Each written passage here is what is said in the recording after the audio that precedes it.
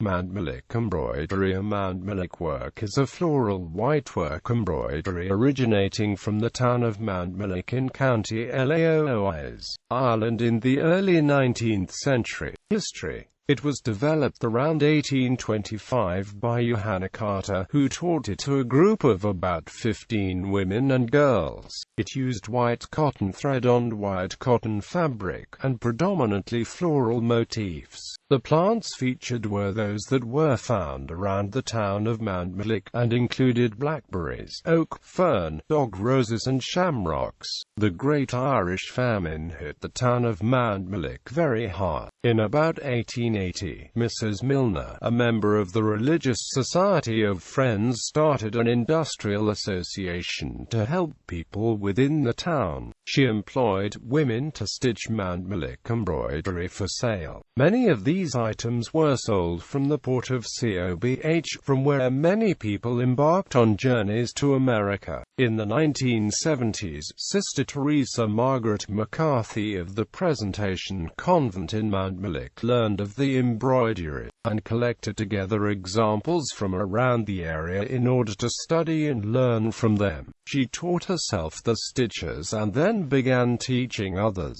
Yvette Stanton has recreated the original knitted fringe used in historical pieces of Mountmellick embroidery.